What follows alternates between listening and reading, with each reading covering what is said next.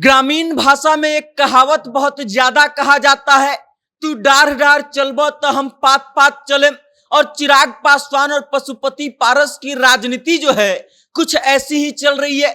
चिराग पासवान डाल डाल पर चल रहे हैं तो चिराग पासवान के चाचा पशुपति पारस जो है वो पात पात पर चल रहे हैं। और कुछ इस तरीके से दोनों के बीच राजनीतिक प्रतिद्वंदिता देखने को मिल रही है कि चिराग पासवान को लेकर के पशुपति पारस जो हैं अब अचानक से एक्टिव होते नजर आ रहे हैं। और उसके बाद पशुपति पारस क्या क्या कर रहे हैं हम आपको विस्तार से बताएंगे। अभी आप इतना जान लीजिए कि पशुपति पारस जो है हाल ही में केंद्रीय गृह मंत्री अमित शाह से मुलाकात करते हैं और उसके बाद एक बड़ा दांव खेल देते हैं।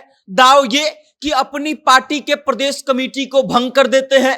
अब आगे की खबर क्या है हम आपको विस्तार से बताएंगे, लेकिन उससे पहले आप हमारा परिचय जान लीजिए। नमस्कार, मेरा नाम वेद प्रकाश है। आप जनता जंक्शन देखना शुरू कर चुके हैं और कैमरे के पीछे हैं विशाल। पिछले कुछ दिनों से हम लोग देख रहे हैं कि कैसे पशुपति पारस और चिराग पासवान जो है वो आपस में राजनीतिक प्रतिद्वंदिता को लेकर के भिड़े हुए हैं।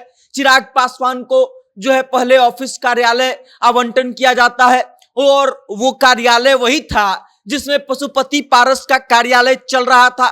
लेकिन पशुपति पारस इससे एक कदम और आगे बढ़ते हैं और बिहार सरकार के आवंटन को पटना हाईकोर्ट में चैलेंज कर देते हैं। और अभी भी मामला जो है वो चल रहा है, मतलब विवाद वाले स्थिति में है। उसके बाद आगे आइए अगर जो तो धीरे धीरे देखेंगे कि पशुपति पारस लगातार बिहार की राजनीति में एक्टिव हो रहे हैं और बिहार विधानसभा चुनाव से पहले जो है बड़ी तैयारी के रूप में लगे हुए हैं। हमने देखा कि पिछले दिनों भारतीय जनता पार्टी के प्रदेश अध्यक्ष दिलीप जायसवाल जो है उनसे जाकर के मुलाकात करते हैं और उसके ठीक कुछ दिन बाद पशुपति पारस दिल्ली पहुंचते हैं। उनके साथ उनके भतीजे प्रिंस राज पहुंचते हैं और अमित शाह से उनके आवास पर जाकर के मुलाकात करते हैं। और वहां से आते ही पशुपति पारस ने एक बड़ा दांव खेल दिया है। दांव ये कि अपनी प्रदेश कमेटी को भंग कर दिया है, अपनी पार्टी के प्रदेश कमेटी को, और उसको नए सिरे से गठन का जिम्मेदारी जो है वो प्रिंस राज को सौंप दिया गया है। अब आप इस बात को समझिए कि कुछ दिन पहले चिराग पासवान रांची में अपने पार्टी का सम्मेलन करते हैं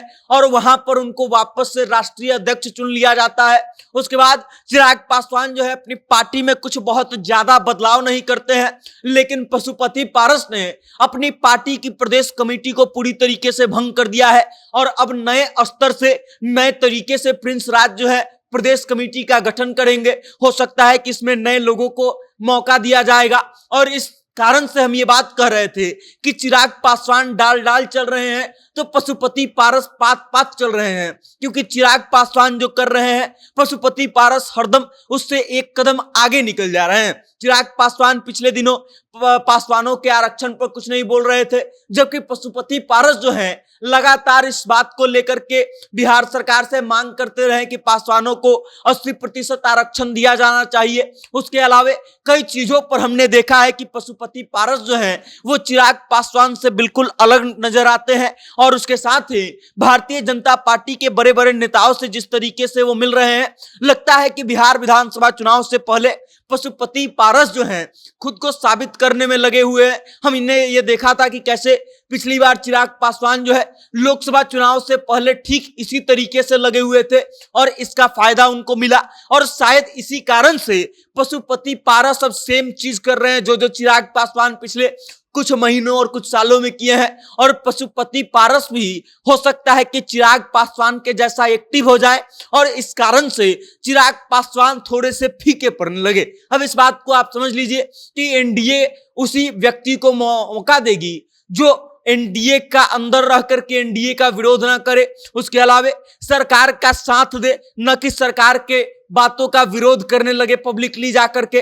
अब आप इस बात को समझ लीजिए चिराग पासवान पिछले कई दिनों से ऐसा ही कर रहे हैं। एनडीए में होते हुए भी सरकार के कई नीतियों का उन्होंने विरोध कर दिया, अपना विरोध दर्ज कराया और सरकार को इस कारण से बैकफुट पर जाना पड़ा। और उसके बाद से हम देख रहे हैं कि कैसे पशुपति पारस जो है वो लगातार बिहार की राजनीति में महत्वपूर्ण होते जा रहे हैं और उनका महत्व बढ़ते जा रहा है। अब देखना ये दिलचस्प होगा कि चिराग पासवान की अगली चाल क्या होती है और उसका जवाब पशुपति पारस किस तरीके से देते हैं। फिलहाल राष्ट्रीय लोक जनशक्ति पार्टी का प्रदेश कमेटी जो है वो भंग हो चुका है और प्रिंस राज को इस बात का जिम्मेदारी सौंप दिया गया है कि वो नई प्रदेश कमेटी के गठन का जिम्मेदारी लेंगे और उसका नए स्तर से नए तरीके से गठन करेंगे। और उसके बाद फिर एक बार पशुपति पारस की पार्टी एक्टिव होगी और एक्टिव होकर के हो सकता है कि बिहार विधानसभा चुनाव के दौरान एनडीए में भूमिका में रहे, एनडीए की बड़ी सहयोगी के रूप में रहे।